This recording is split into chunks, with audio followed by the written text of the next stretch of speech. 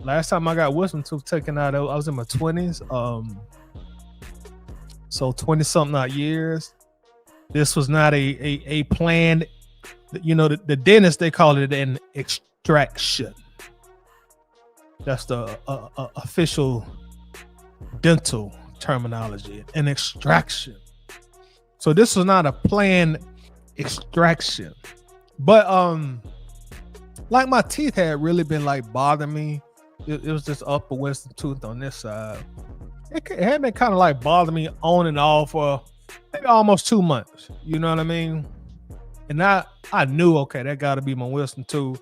And to be honest, my wisdom tooth had been kind of bothering me on and off for years. And, I won't think about it. And then, eventually the pain would subside, But this time it was different. It just kept like a little small, like, hey, I'm here. I'm here. And man, like the last 2 to 3 days. No. Really like the last 2 weeks, it had started to get real bad. Like boom, boom, boom, boom, boom. Like that teeth was just put some Mike Tyson jabs on me with that. I'm like, God, now I had been telling my girl, like, man, my teeth is hurting, man. I don't know what I'm gonna do. Like, teeth is killing me. She's like, you took something for it, and I was taking like pain medicine, Tylenol and surgery on and off. But like the last 2 days, 2 or 3 days before Tuesday, so what that would have been Sunday and Monday. Those last 2 days went from a nagging pain to excruciating pain.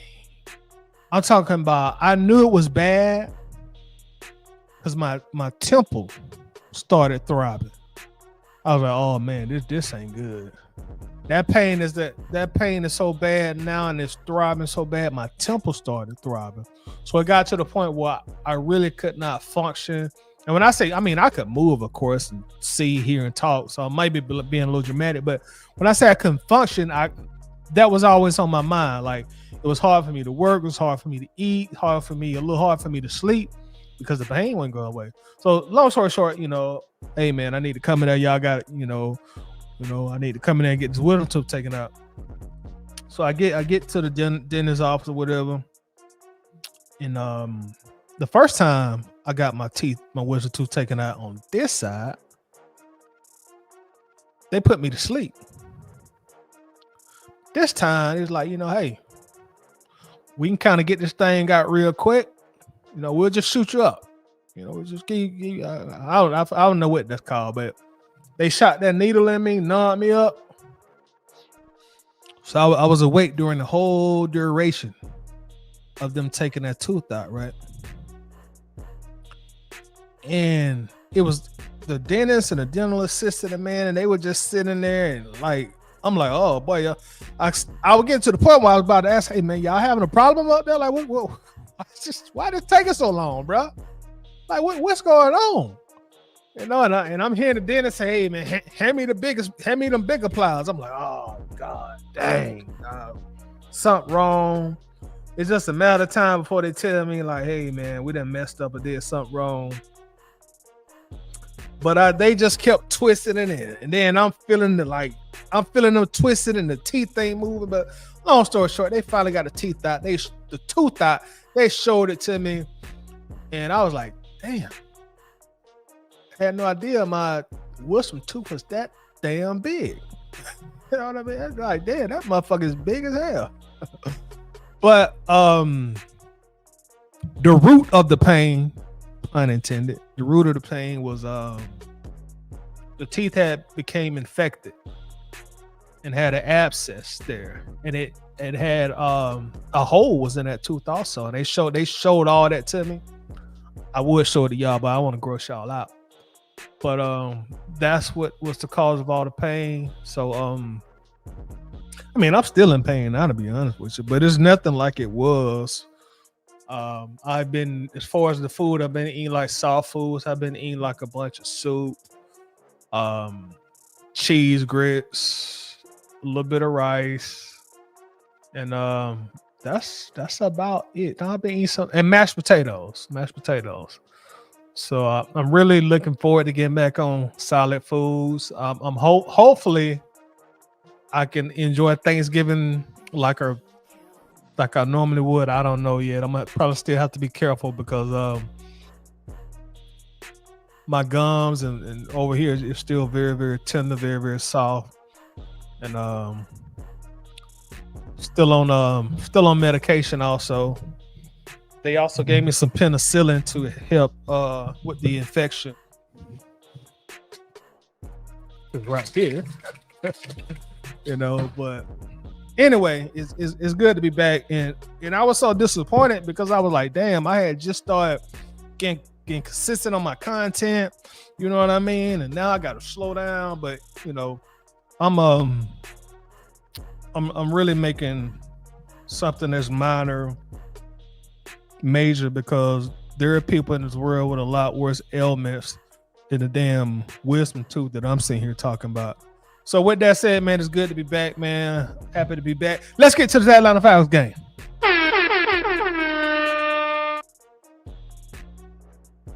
Michael Penix Jr. was out for the year, of course. Before we do that, man, let's hop in the chat real quick. My bad, y'all. My bad.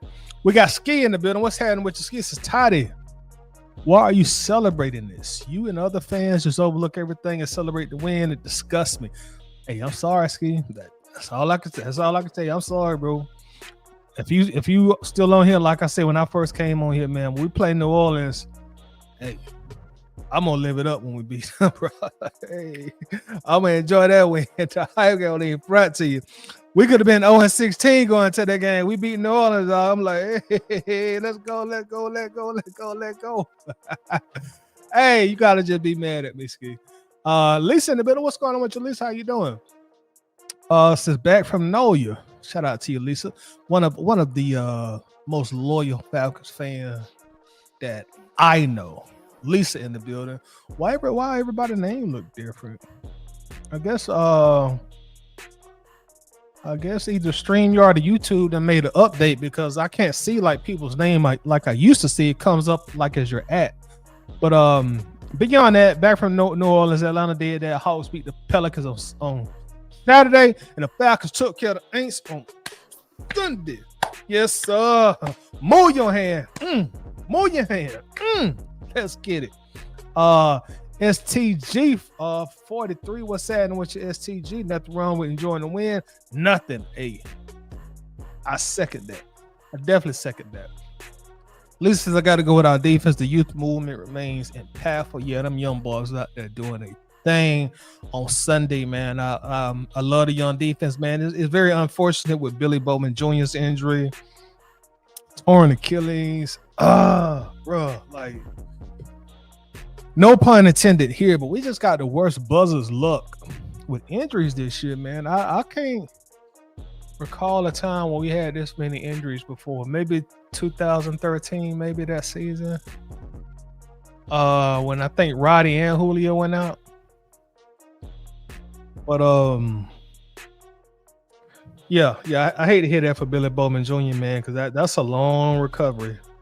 Torn Achilles, and it seems like it was a freak accident. So wish him a very, very speedy recovery. But yeah, our young guys on defense, man, like all of them, from JPJ to J-Dub, the Big Rogue, Big Brandon Darlings, all them young bucks out there, man. Good to see Devon Diablo back. Everybody, man, all them young dogs on defense. Some of the vets out there. David Yamana was out there causing havoc yesterday. AJ Terrell played real good. So props to that defense. Props to the defense. TJ Martin in the building says, hit the like button as y'all come in. Thank you, TJ. I do appreciate it. Y'all, yes, please make sure you do hit that like button, man. That's really how you help this channel, help me out, is by hitting that like button, man. So we got 34 in here right now at this time. We only have 16 likes. Shout out to all 16 people who hit the like button. Everybody else that's watching, man, just hit that like button for your dog. Even if you don't plan on staying. Now, I want you to stay, but if you don't plan on staying long, you got something to do, you getting ready to watch the game, hit the like button before you get out of here, man. Help us out. Definitely do appreciate that a great deal. Smash that like button for your guy. 3 Daddy in the house. What's going on with the 3? Yo. What's happening, 3 Daddy? Says, maybe I'm too business minded because Sunday's win is a good return on investment to me. I'm hearing a lot of negative talk about my facts. Speak on it, 3 Daddy. Speak on it. As they say in the business world, elaborate. Elaborate. That's right, Lisa. Victor. It's been a long time. It's been a very, very long time. It felt like it was summertime last time. It felt like summertime has been so long. Keith Simmons in the house. What's happening with you, Keith? Hope you're doing good. His family, JPJ and Walker are showing up. We were getting home with 4 yes. Hey man, I'm a young boy. Give me some dog. Just think about this too. They don't get snaps like started snaps. You know, they're sharing snaps with guys. You know, before Zach Harrison was out, they were sharing snaps with Zach, AK-47, and Leonard Floyd. You know, so they have to share snaps. Imagine if they came to the team and they just said, "Okay, y'all gonna start day one. Go out here and do your thing." Shoot, boy. And one of them boys still got a good chance to win Defensive Rookie of the Year too. So gonna be looking out for that. Coach in the building. What's happening with your coach? Says, I always say if we only win 2 games, those 2 games better be against the Aints because they act like they won't. They act like they was not trash before and after Drew, like we were before and after Matt Ryan. Exactly. Like if we ain't gonna win but 2, make sure it's them 2 against New Orleans. Please make sure it is those 2. And they say don't get it twisted. They say the same thing about Atlanta. You know, you think they went something over there with 2 wins this weekend? Talking about, hey man, we don't win no other games this year. We better beat Atlanta on Sunday, at least at the crib, and beat them on, in their crib also. Shout out to you, Coach. Y'all make sure y'all check out Coach at the Coach's Corner. They will be on Wednesday at 8 p.m. So if you're not subscribed to their channel, you're missing out. Show them some love. Make sure that you do get subscribed. David starts in the middle. What's going on, David? Yeah, everybody's name is different. I don't know what happened. There must have been an update somewhere. What's going on, David? Appreciate you coming in as usual. What's up, Toddy? Glad you're feeling better. Thank you very much, David. I do appreciate that. Feeling much better. Mondays are always sweeter when the Falcons win. The defense is what impressed me the most. 5 more sacks, 7 more tackles for losses, a pick, and a fumble recovery. Awesome. Yes, indeed. Well said. Great defensive game. Great defensive game. The prior 2 games before Sunday was a little shaky for the defense, but this past yesterday, great defensive game. Jay Lana in the house. What's going on with you, Jay Lana? Says, what's up, Toddy? Yeah, tooth pain is the worst, bro. You have to be a soldier to get through it smooth. Yeah, you right about that, bro. Because it was, like I said, it was starting to mess with me. Boy, I was starting to mess with me. I had to get in that seat and get that tooth taken out, boy. Because that's just one of those pains that it's hard to describe, but eventually everybody done been through it, or you will go through it. If you have not, at least once in your life, consider yourself very lucky. I got our brother James in the building. What's going on with you, James? Appreciate you coming through, man. How's it going? Salute to you as well. Hope you're doing good tonight. That's our dog Clay. Clay, your name don't even show up, man. It's got your ad on here. Glad you're feeling better. Tooth pain ain't no joke. You right about that, Clay. Shout out to you, Clay. Appreciate you coming in, man. Yeah, they done did an update, man. Everybody's name showed up different now. Ski says everyone happy, but don't see what's going on. What's going on, man? Tell us what's going on. What is going on? Ski says, what would this offense was Penix with the quarterback? I have so many questions. Ski, you might have just answered your own question with your statement. You might have just answered your own question with your statement. Dave said these injuries are ridiculous. Past ridiculous, bro. Past ridiculous. John Kemp in the house. What's up, John? Says, what's up, Todd? Happy holidays. Happy holidays to you, John. And there also everybody that's watching, man. Happy holidays to everybody. I know this is cliche, but let's be safe out there. During the holiday season, be safe and be aware, be on our P's and Q's out here. Carlo Wiggins said Atlanta showed up and showed out. That defense is going to be great for years to come. I do agree with you on that. Definitely agree with you on that. Ski says, you guys are celebrating the team we're supposed to beat. Cool, we beat a rebuilding team. I could care less, but everybody's saying I'm negative. I can agree that we were supposed to beat them, Ski, but, as I love to say, Ski, let's keep it 100 now. They went in the game with 2 wins. We went in the game with 3 wins. I don't know if you're aware of this, Ski, but we actually went into the game yesterday as the underdog. I believe we were a 1.5 underdog. We were missing out. We were obviously missing our starting quarterback. So I don't know, Ski, if people are necessarily celebrating this win, but Ski, it's New Orleans, bro. Like, what you want us to do? You want us to be upset that we beat New Orleans in New Orleans? Like, bro, that's like, don't get it mistaken, Ski. I think 99.2% of us are going to agree that this is not the season we envisioned coming into the regular season. And we are disappointed by that. But Falcons fans are just not going to be upset because they beat New Orleans. I'm a Georgia Bulldog fan. We are never going to be upset that we beat Florida. Alabama fan, Roll Tide fan, they're never going to be upset that they beat Auburn and vice versa. When you got a hated rival like New Orleans and Atlanta, we're not gonna be upset. We're gonna talk all shit. We're gonna talk all junk. That's just Ski. That's part of being a fan of a football team or baseball team or basketball team. That's part of the fan part of it.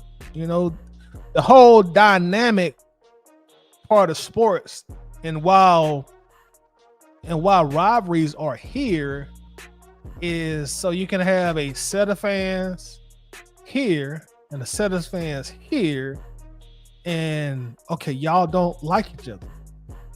So whenever y'all play once or twice a year, how many times a year, the winning team, they're gonna be talking a lot of junk. They're gonna be jubilant, excited.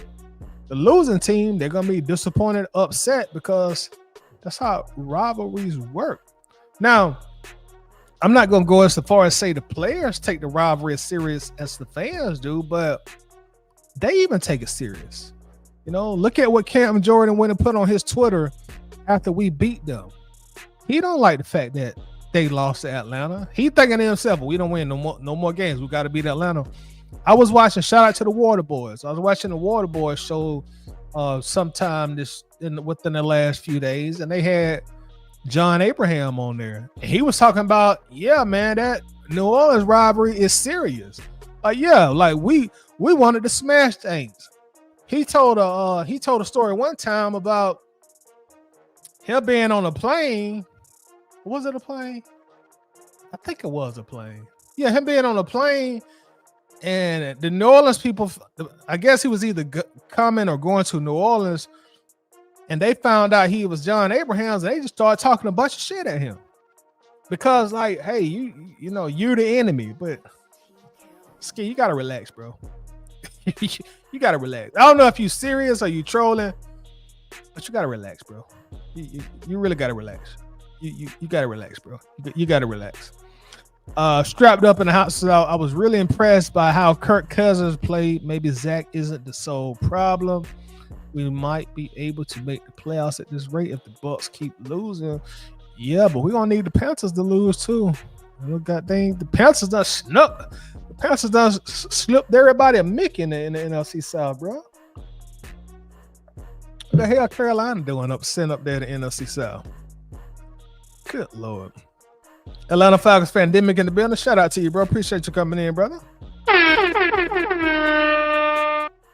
Y'all make sure to check out Atlanta Falcons Pandemic here on YouTube. Also, great Falcons content. Puts out a lot of Falcons content, a lot of great Falcons content. So if you're not subscribed to them, make sure that you do. Go and show them some love. Says, what's good, gang? Chilling like a feeling, my guy. Enjoying this Monday, man. Hope all is well with you. Let's see. Timor. I hate this new thing, bro. This is so... The way they show the name now, it's not personable. And I don't like it. The other way, when they have your name up there, the name you want to be called on YouTube, it was a lot more personable. I don't like this new thing. I don't like having the ats up here. I don't like that. Timor Wet says, as a Rams fan, thank you guys for sucking. Hey man, we good, bro. We good. We good. You know, obviously, you know, the more games we lose, the better y'all's draft pick. But trust me, man, we are more than content with James Pierce Jr., bro. We are happy. We're elated about the pick. We don't have any regrets, you know. So, you know, it's working out good for y'all that we are having a bad season, but we happy with our guy, man. We happy with James Pierce Jr. He going to be a dog, bro. He going to be a dog. He going to lead the NFL in sacks within these first 4 to 5 years of his NFL career. Deanna, what's going on, Deanna? Long time no see. Hello to you, Deanna. It's good to see you. Good to see you pop in. It's been a minute, so hope you are doing well. Happy holidays to you. Atlanta Falcons fan Dimmy says I was on one of their content creators podcasts, and they were saying exactly that. Beat the Falcons. Yeah, man, like that's how we do, bro. Like, bro, the Falcons in New Orleans, we're not one of the prominent prestigious franchises. So our rivalry was not always like a marquee rivalry that the NFL would push and market, but it's always been an intense rivalry. Always. Even like now, you know, both teams are sorry, you know. But even when we were sorry in the 70s and the 80s, you know, that rivalry was always intense. Super, super, super intense. And, you know, we're kind of like two sister cities, and it's just like, it's always been an intense rivalry.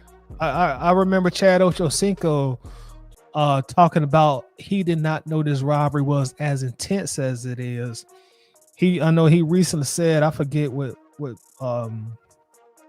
platform it was on, but he said he made a tweet about the Saints and the Falcons, and he said that people been arguing on that tweet for years, Saints and Falcons fans. So, man, this is a super, super intense rivalry, man. I mean, like super intense.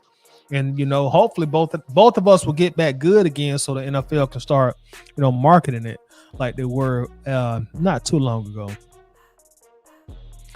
Timor says, we thank you guys for our future quarterback. Keep losing, Falcons. Whoever you draft, just make sure he plays well for y'all, man. Like, we ain't got no problems with the Rams, bro. Like, good luck to you. That's all I can tell you. You know, obviously you hear the troll, but it don't bother me. Clay says, some people think there's a conspiracy against Penix. Maybe Penix is a first-year starter who's struggling. No conspiracy needed. I think Penix has struggled at times, but I wouldn't say his entire rookie season was a struggle. The games that Michael Penix has played, I don't look at that and say, well, he was bad, or he was mid, or he was mediocre. I look at it and say, like, that's just a typical young quarterback, his first year starting, you know, his first 10, 8, 9, 10, 11 games, how many games that he started. That's typically what they all go through. Not too long ago, I did a comparison. Penix, JJ McCarthy, Drake May, Bo Nix, and they all were right there close by each other in their first 9 or 10 games. Unfortunately for Michael Penix, he got hurt and he's not gonna be able to continue to progress. But we'll see how that goes. Hopefully his surgery goes well. Hopefully his rehab goes well as well. Let's see. Whoever this Timor is, he just keeps saying the same thing. John Harrison, builder. What's going on with you, John? So glad you were back, able to talk down them teeth. Will knock you to your knees, but it's better to have them in your mouth than in your pocket. You right about that? Shout out to you, John. Shout out to my brother John at the Eye Test. Y'all make sure y'all check out John and also Winston at the Eye Test. They will be on this Wednesday at 10 p.m. 10 p.m. They're on every Wednesday at 10 p.m. So if you're not following them, you're not subscribed to them, make sure to show them a bunch of love and subscribe to the show. Y'all keep the comments going, man. Let me jump into the game real quick. Kirk Cousins started, and as I'm sure that y'all have talked about amongst yourself and heard other people behind microphones talk about his play and how the Falcons play with him starting. Yesterday the offense was obviously a lot different.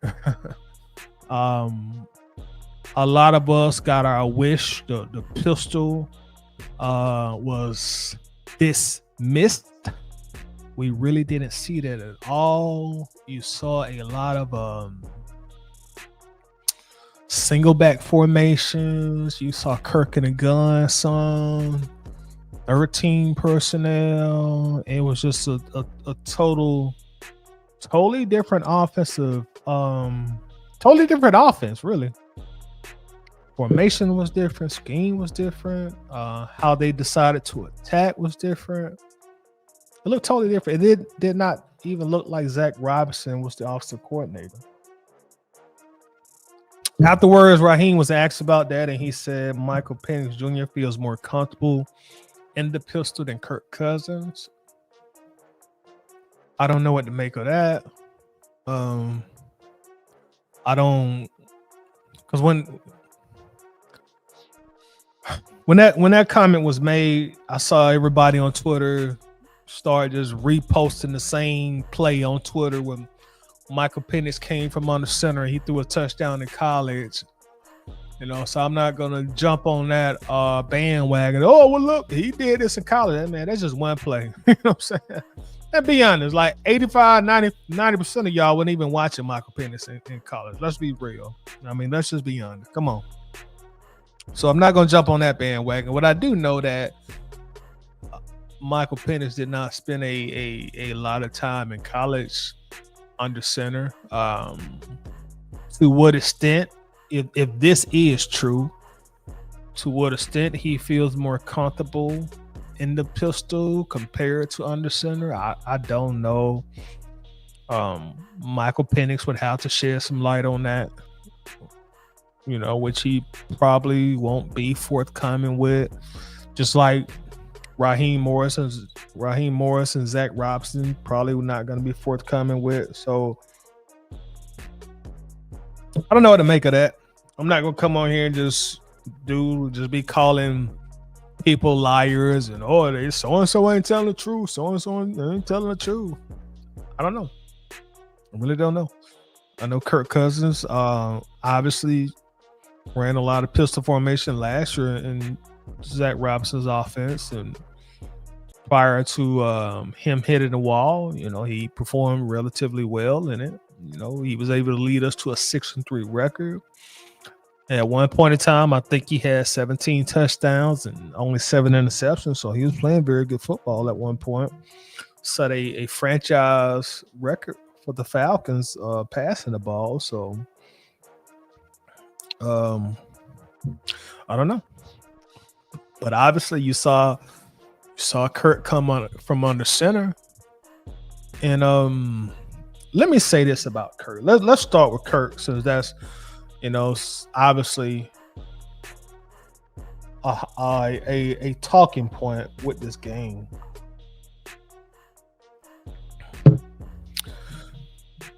I think Kirk Cousins played really good football yesterday. I think he played really good football.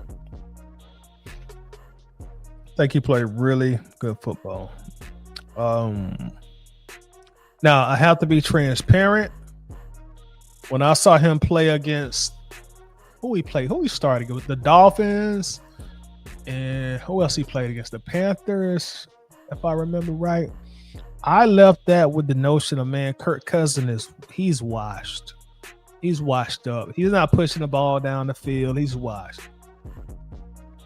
After watching him yesterday, I had to kind of,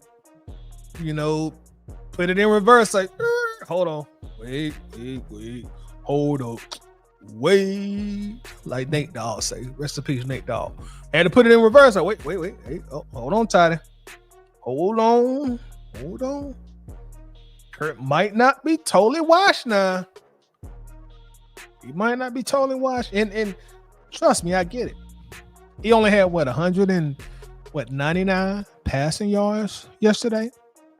So it's not like he just, lit up the stat book, throwing the ball all up and down the field like he did last year against the Buccaneers. But that's still a 8.6 yards per attempt average. So that's still a very, very efficient game in terms of making the most out of every attempt. Kirk only had 23 attempts. Again, 8.6 yards per attempt. That is really, really good. That is really, really good. 2 touchdowns. 1 interception, depending on who you talk to, some people will say that was Kyle Pitts' fault. Some people say it was pass interference. Some people say Kirk kind of forced the ball into traffic. It is what it is. Maybe it's a combination of all of that. But beyond that, Kirk played good football. And a reason I have to put my car in reverse and come back because of the performance. Now, granted, it was only against like New Orleans, like Ski been saying. So we're gonna have to wait it out a little longer before we turn in our term paper for our final conclusion. Like, hey, look, this is from all of our analysis and all of our research. This is our conclusion. We gotta wait it out. And we're gonna get a real good sample size because he's gonna start the rest of the season. We're gonna get a real good sample size. And again, that was against New Orleans. They only got 2 wins. So although that is our rivals, that may not be the best judge in terms of competition. But it's still an NFL team at the end of the day. It's still an NFL team at the end of the day. And I was very impressed with Kirk Cousins. And I'm going to tell you why.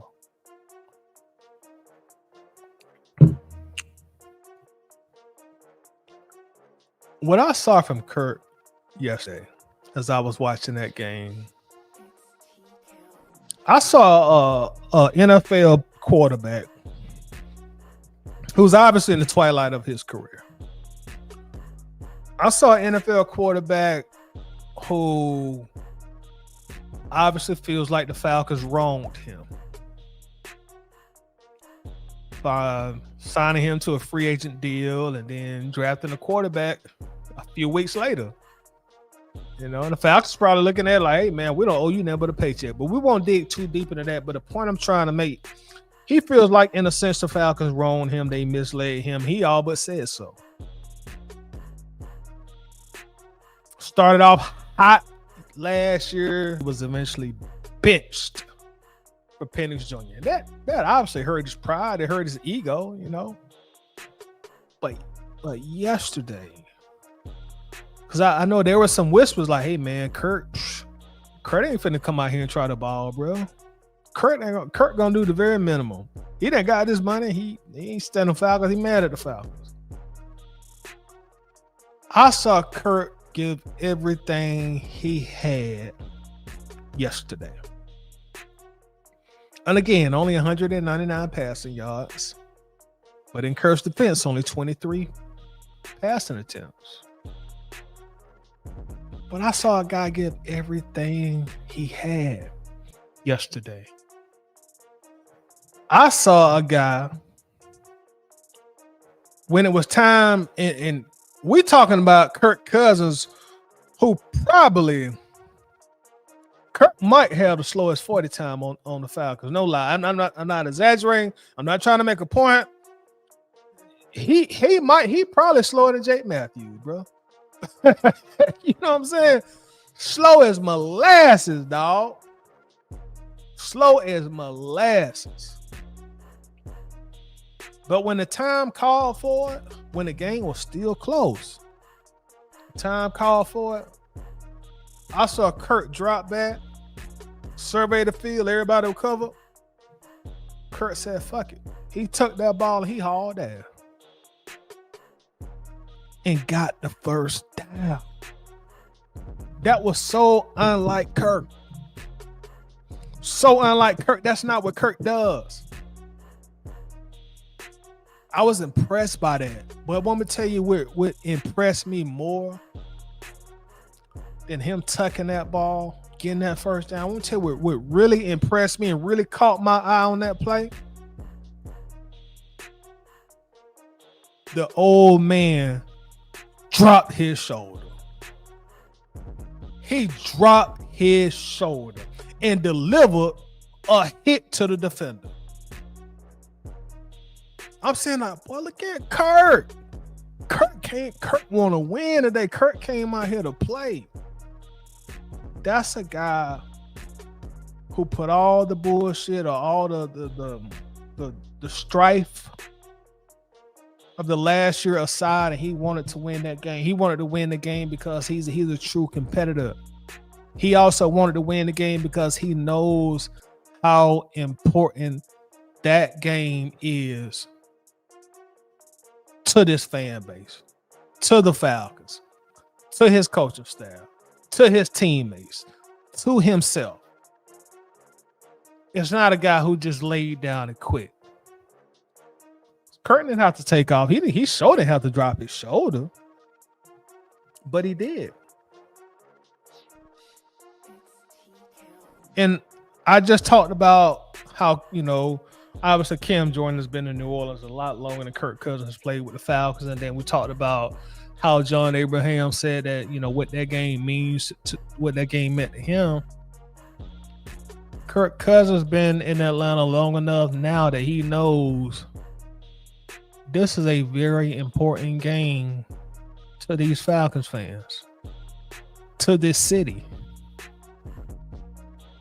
I hadn't been in this rivalry long, but I know these people in Atlanta, this game means a great deal to them. So I'm going to do everything I can to win this game for my teammates, for myself, for these fans,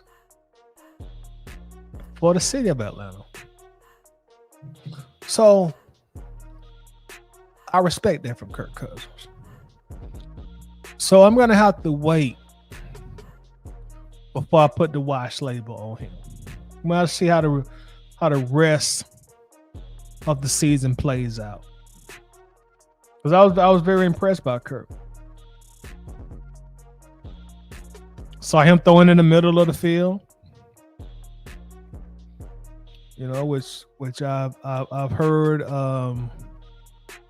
I've heard it I have heard from quite a few people that we don't throw to the middle of the field, but I saw Kirk throwing to the middle of the field. I saw Kirk throwing to a lot of different receivers yesterday, and Drake London was not playing. The number one receiver was not playing. I saw the reemergence of Darnell Mooney yesterday. Again, it was against New Orleans, and I get it. They're not that good. But I was very impressed by Kirk. And that's really how it goes with me. I just be want to win as a Falcons fan. And although, there's other things to talk about within this game, I'm a little late to the party. Talk about Bijan getting over 100 all-purpose yards. And we could talk about the Falcons getting a whole bunch of sacks once again. Brandon Doyle is looking like he's going to be better than Grady Jarrett.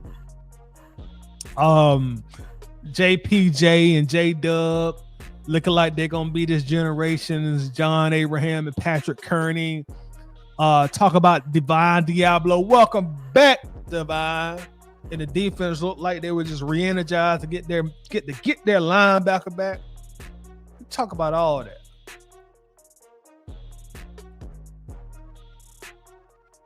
But since I am on Kirk, there is something else I do want to speak on.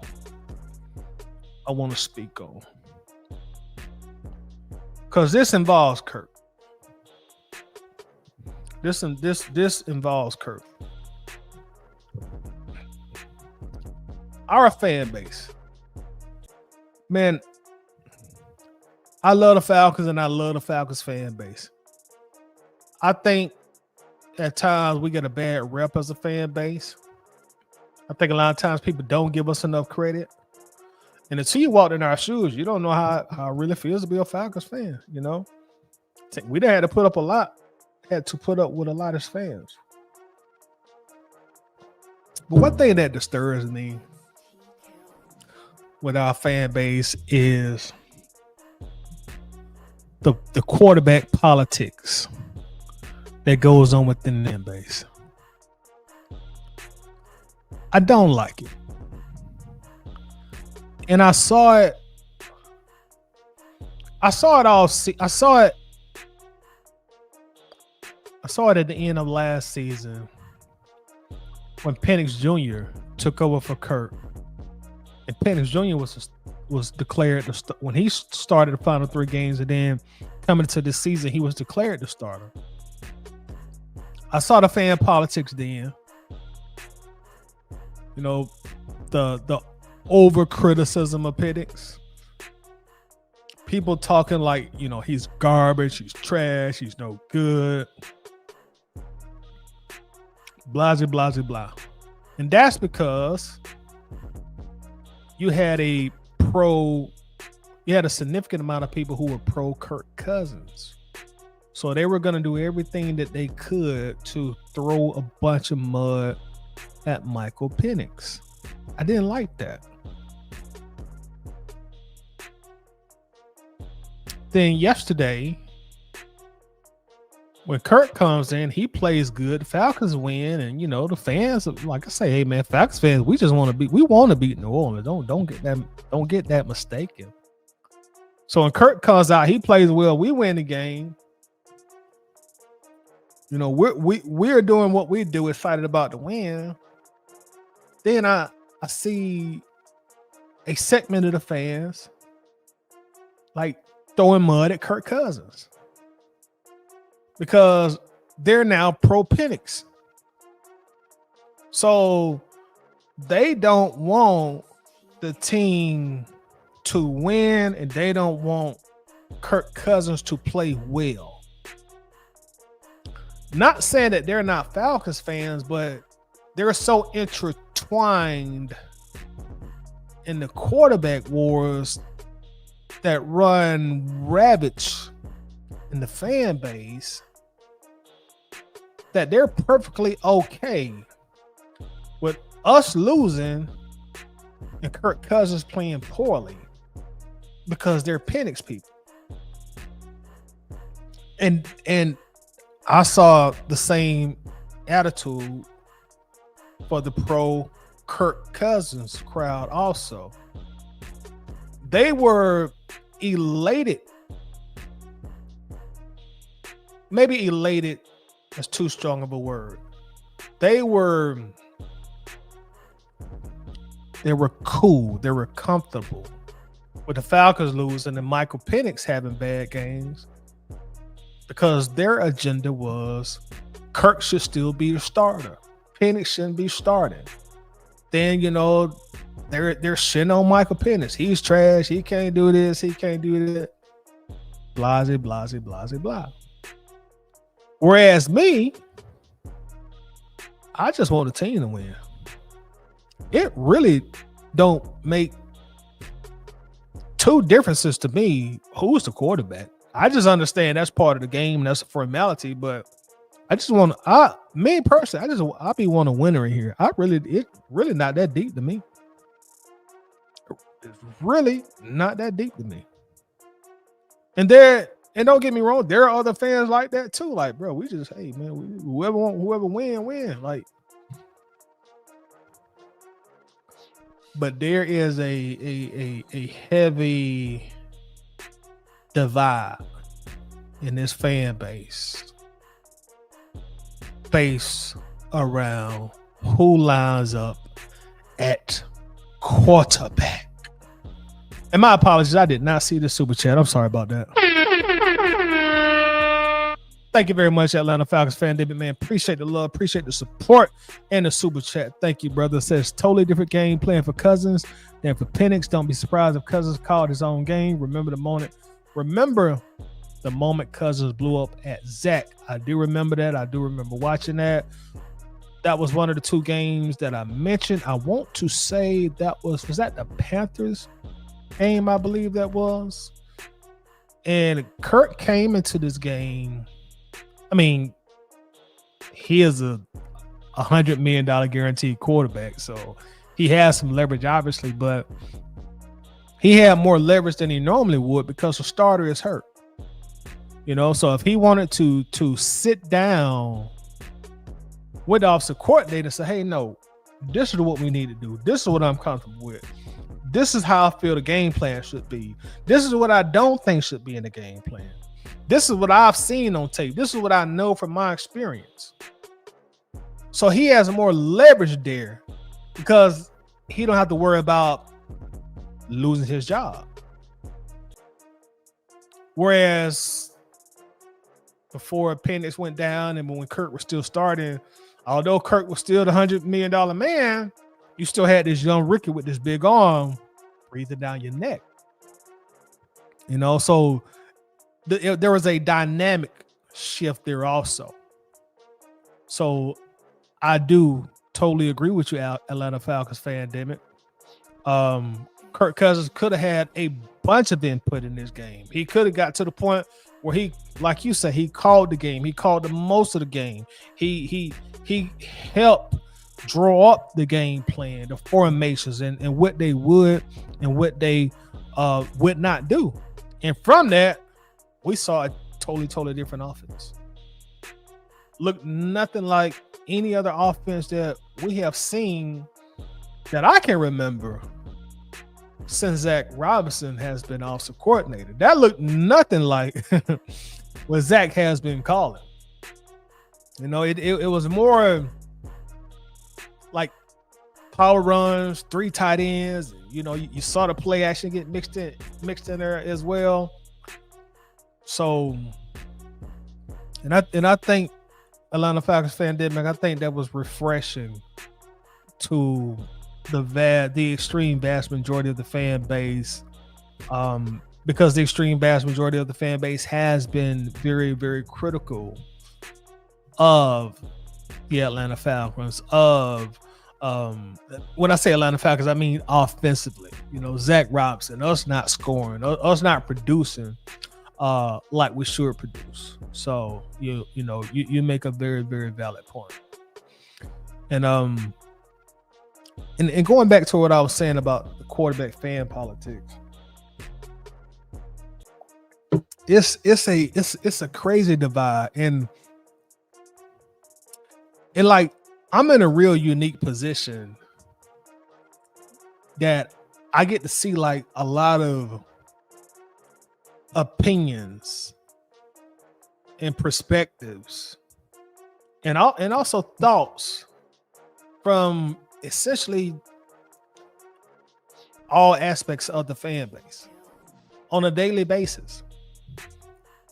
And I see the two factions that line up and go at each other.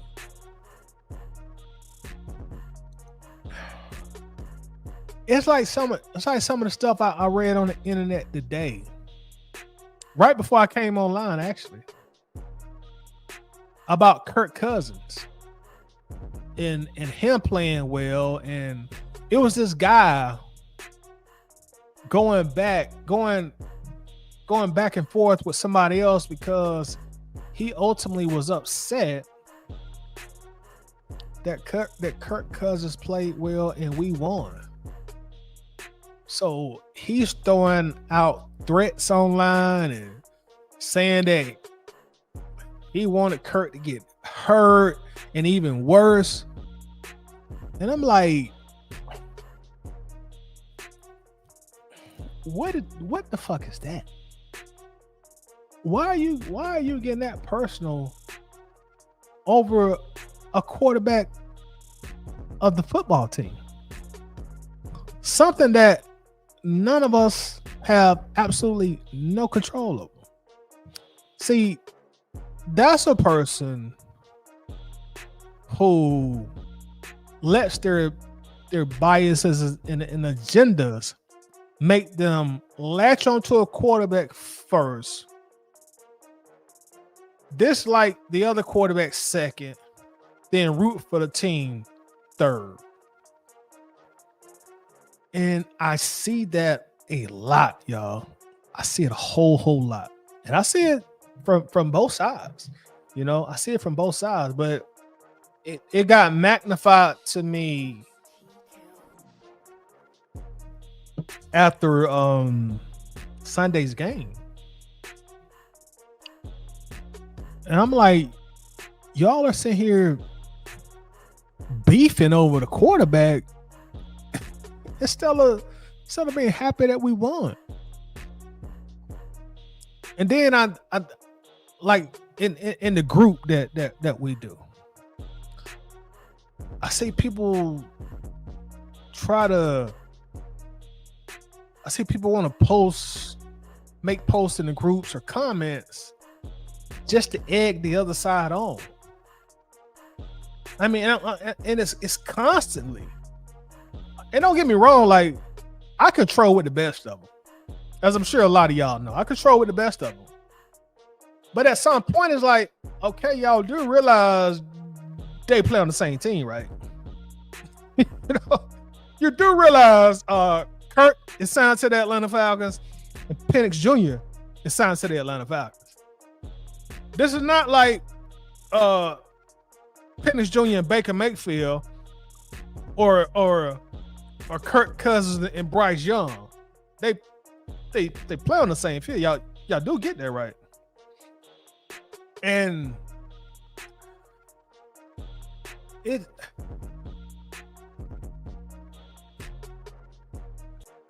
maybe my experience growing up playing football since I was 5 molded me a little differently. And I'm not from the city of Atlanta, for those of you who do not know. I'm from a much smaller city about 90 miles south of Atlanta. But we have a very rich and storied history of high school football from my city and from my high school. Like we play high school football down there, or down here, I should say. So I guess my upbringing and my experiences is like when I was playing football, it was like, bro, like I didn't come up, and maybe it was an era thing or just my own personal experience, but there was not all this division going on. Like whoever the quarterback, that's the quarterback. That's who we're gonna get behind. That's who we're gonna ride behind. You know, hey, you might have thought Ted was better than Pete, but if Ted is the person that's starring, that's our guy. That's who we gonna stand behind. And we ain't finna sit here and go back and forth and fight about this shit. Even at the running back position, like you might have thought Mike was better than Larry. But if Larry is a starter, that's who we going. That's who we run with.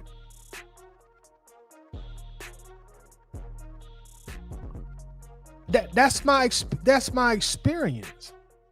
That's how I came up playing football. And I know in all walks of life, we all got different experiences and different things that we went through. But I didn't come up being divided like this when I played football. Man, when it was time to get on that field at practice, when it's time to go to camp, cause like my high school, like we went to camp, bro. We went to camp like pro athletes. We went to South Georgia, about 2 hours from the school, for a week right before school started. We got away from home. You pack your shit up. You went to Troy. Is that Troy University? I think Troy University. And we went to camp.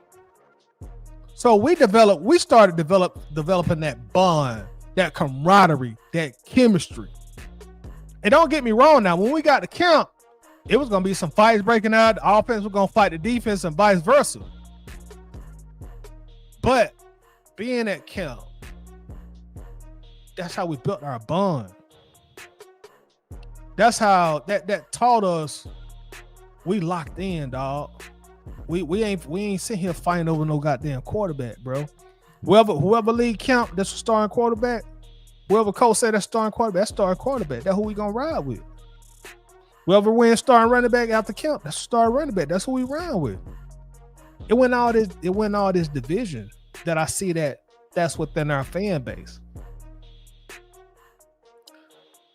And I look at them fans funny because they're always in the middle of division. Like you'll have a problem and say, well, man, Kirk played good today. Penix played good today. Especially when the team wins.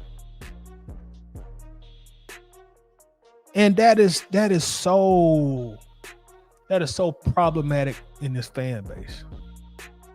So problematic, y'all. So problematic. I mean, I've seen people like legit upset. And don't get me wrong. There's no reason not to be frustrated that Penix is hurt. I was frustrated he got hurt. But he's hurt. You move on.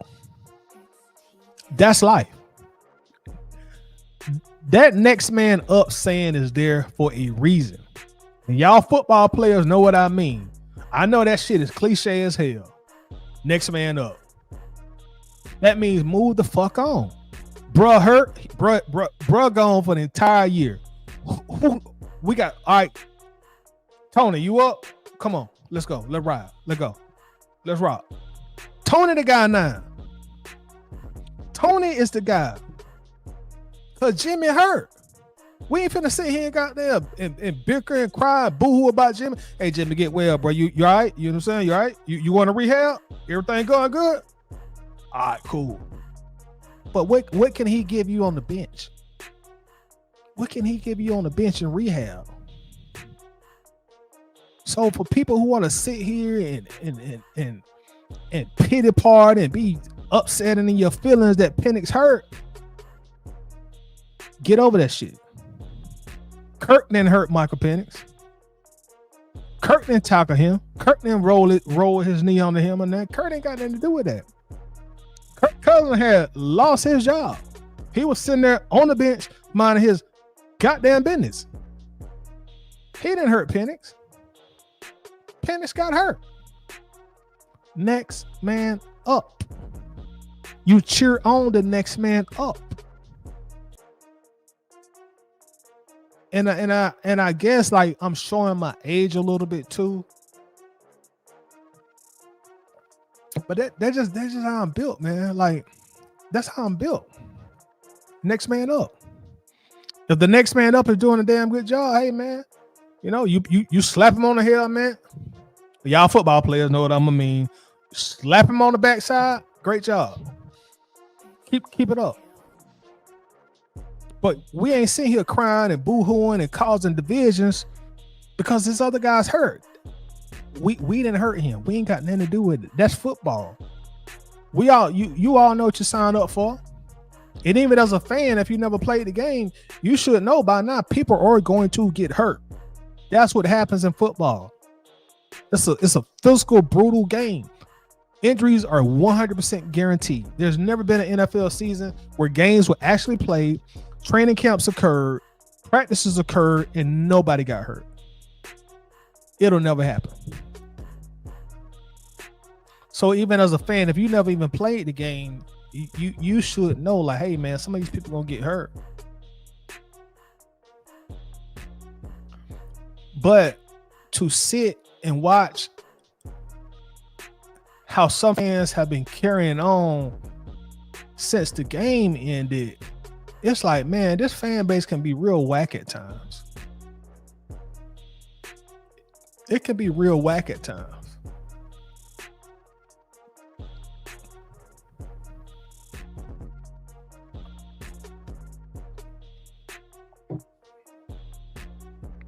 And it's the same dynamic, like I say, with Penix, man. When Kirk lost his job, and I know Raheem and the coaching staff got criticized a bunch because a lot of people felt that they should have benched Kirk sooner, which they may should have. You know, we won't have that debate again. But some of the reason they waited, it was like, look, if we pull you, we can't go back.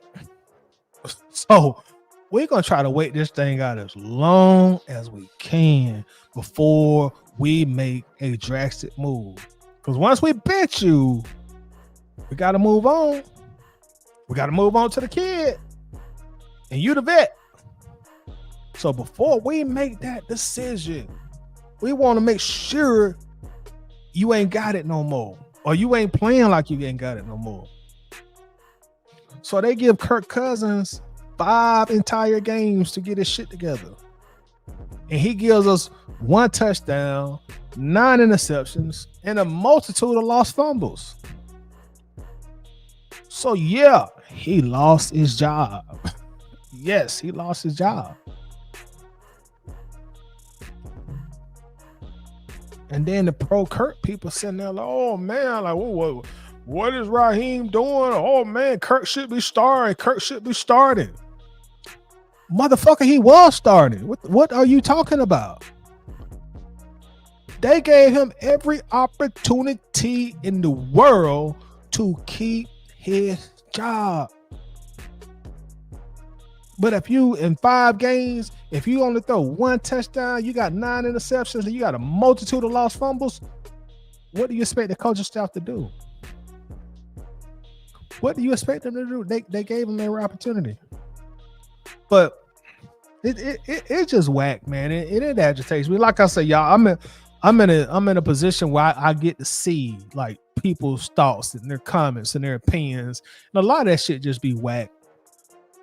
People now after a loss, I can understand it better because you frustrated about the loss too. On top of that, but after a win against New Orleans and people coming up here and they're, oh yeah, y'all done did this and y'all, you done turned your back on Penix and Kirk didn't play that good.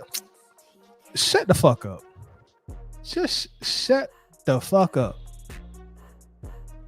Just because you upset and you mad and you on your man period that Kirk came out here and he played well and the team won, and you want everybody to be upset with Kirk because you upset with Kirk. That ain't how that shit work in real life. That ain't how it work in real life. It sure ain't how it work on the field. And if y'all didn't notice, and y'all pardon my language. I try my best not to do a lot of cussing on here. But if y'all didn't notice, if you didn't notice, go back and watch the game.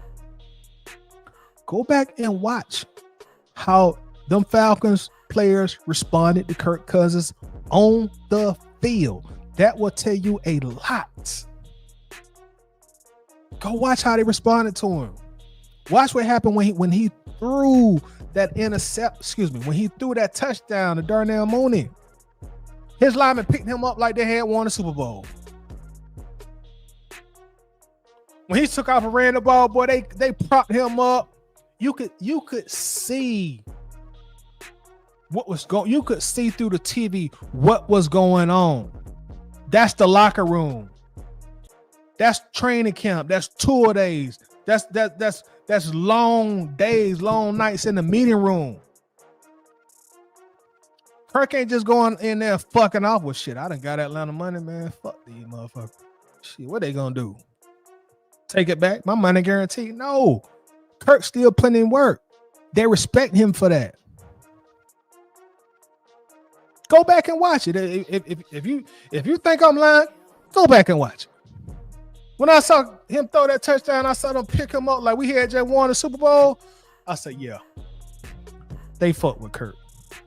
They fuck with Kirk.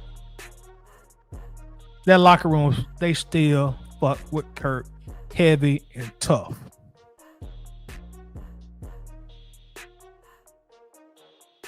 That means something. So no matter what Joe Blow may say about, oh, y'all done turned on Michael Penix, Kirk Cousins didn't play that good. He only had 199 yards. Oh, it was just the Saints. That don't matter. I watched with the players how they reacted to that man. How they reacted to him. They didn't treat Kirk Cousins like he was a piece of shit. They treated him like that was their teammate who they gonna ride for. So the whole thing to me, it is whack. I don't like it. I dislike it. And I'm speaking on the Kirk aspect of it right now because that's what's on the forefront. I could have did the same talking point and talked about how people acted toward Michael Penix also. So don't get this. Don't let me lead you astray and just think that this is solely done by people who are pro Penix, because the pro Kirk Cousins crowd, they just as bad. They're just as bad. Oh man, Penix shouldn't even be in the league, bro. He shouldn't even be in the league. He shouldn't even be in the league. Then they'll put up the pictures of him in the wheelchair after surgery. Look at this. We done got this crippled in the first round. They just as bad.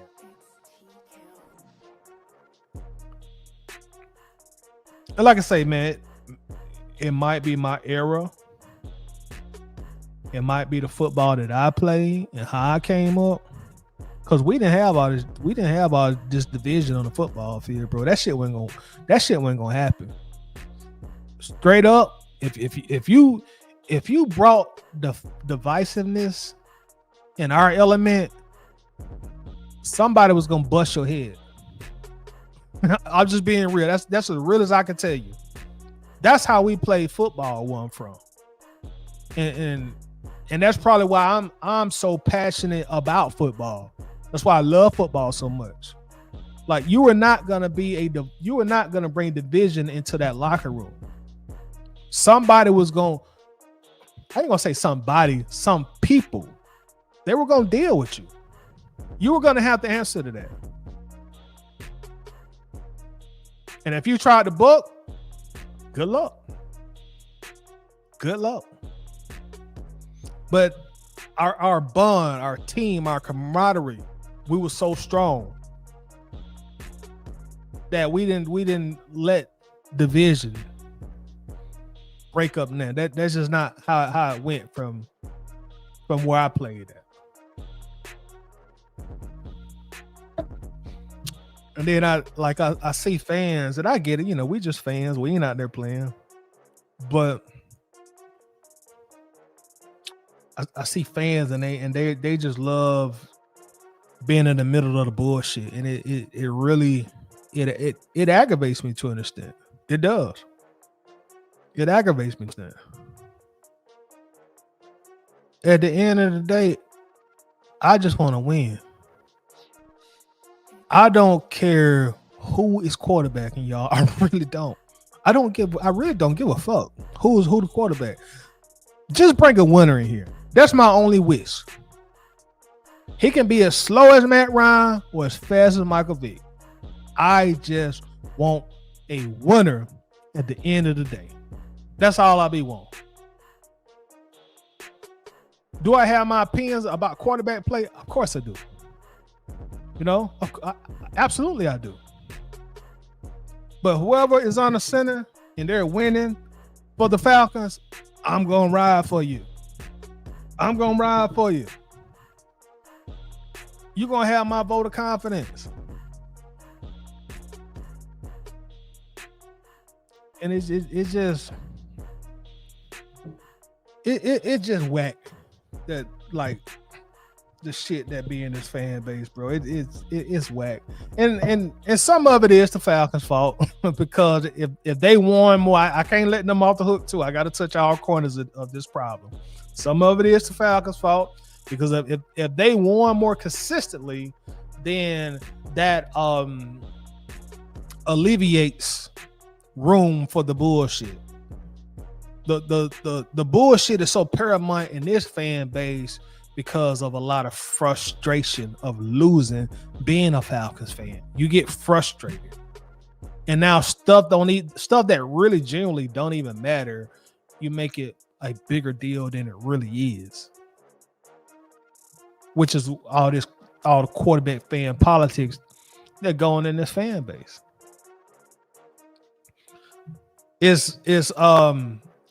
And to be honest, like, in all probability, Kirk Cousins, he's probably not going to be here next year. He has a $57 million dead cap hit. Unless Kirk can find a fountain youth, lead this team to their first Lombardi, be holding up that trophy on Peachtree Street at the parade, like the Braves did back in the day, they're not going to bring him back. That's a $57 million dead cap hit. They're not bringing that back. So in all likelihood, he will be gone next year. But you know what? As of right now, that's the quarterback. I want him to do well. I want him to play well. Again, I'm probably wired differently, y'all, but I can't go into games hoping that we lose. That's the, I don't want to say that's a diehard fan in me because that's not the right way to describe it, but that's like that's the competitor in me. Whatever I'm doing, whatever I dedicate my time, my energy, my resources to, I want to win. Period. One of y'all boys come over here now, y'all hop on this Maddie. I want to win. I want to beat you. And we go to the gym and we gonna see who can hit the most 3-pointers. Yeah, we can laugh and joke and hi and kiki, but I'm going to be trying my damnedest to win that competition. I'm going to be focused. I'm going to try to get you off your game, try to misdirect you. I'm going to try to win no matter what we're doing. I'm trying to win. Now, my old out of shape, slow ass, and if you challenge me like, boy, you look like you slow, let race. Come on. Let get there 40 meters, 50 meters. Let's do it. Let's go. I'm going to try to win.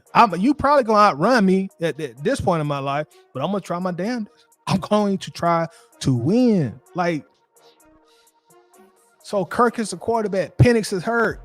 There's nothing nobody can do about that. There's no use in getting mad at other people that Penix is hurt. Again, Kirk probably won't even be here next year. So whenever Penix come back from his rehab, like, hey, let's hope he can lead the franchise to new heights. And at the same time, you know, like, be realistic. Like, with Penix's injury history, like, he don't really, there's really not a lot of room for Penix to have another major injury. I mean, that's just me being honest about it. As I see it. I could be wrong. As I see it. But I just be wanting and I call them this all the time, but I just want these choking birds to get it together one day and win the Super Bowl, bro. While I'm still here young enough to enjoy it, while I'm still here young enough to go to parade and slap fire with a few of y'all and have a drink with a few of y'all and pass a few of y'all a cigar. Ty, you got a cigar? You damn right I got a cigar. Let's smoke one up. You know, I just want to be here while I'm still young enough to enjoy it and see the team that I've been watching since I was 4 or 5 years old with my dad finally get over the hump. That's it. That's all. I just want to see them finally get there one day. And I don't give a fuck who is the quarterback. I really don't. Don't give a shit. I don't.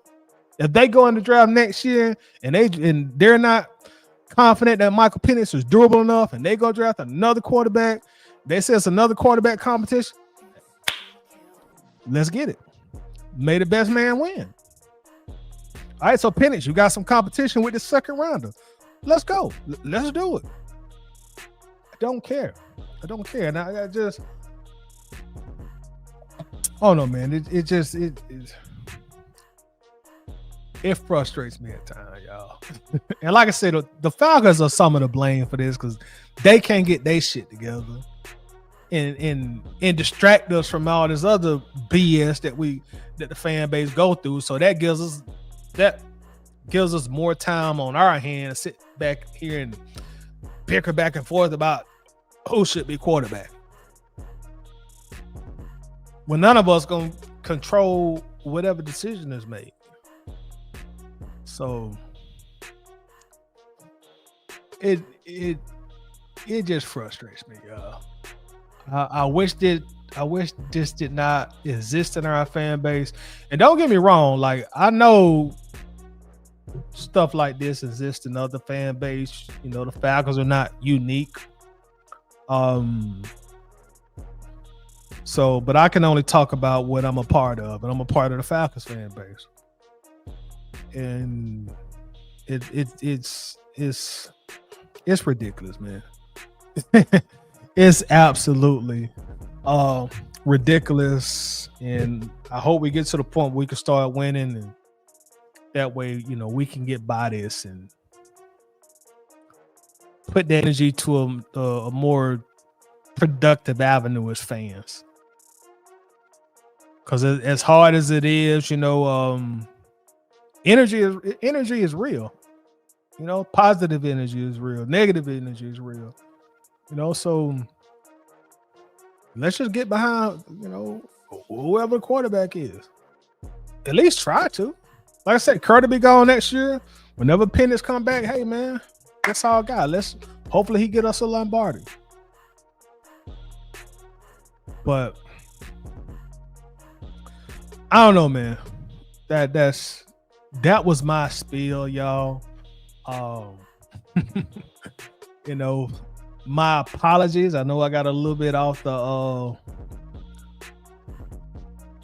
right side of the road in a sense, but again, just the stuff I've been seeing, man. That shit just been nerve-wracking, man. It really has been nerve-wracking. Really nerve-wracking. But I'm not gonna take up a bunch of y'all time, man. This live is going on almost an hour and 30 minutes. But before I go, I want to thank everybody that came through to check out the live. I really do appreciate y'all. Thank y'all. I should be back making more content on a more frequent basis now that I done got over my little wisdom tooth episode. Feeling much, much better. Thank you to everybody that sent me some well wishes. I do really appreciate that. I'm gonna actually try to come back tomorrow. I just had to get this off my chest, you know.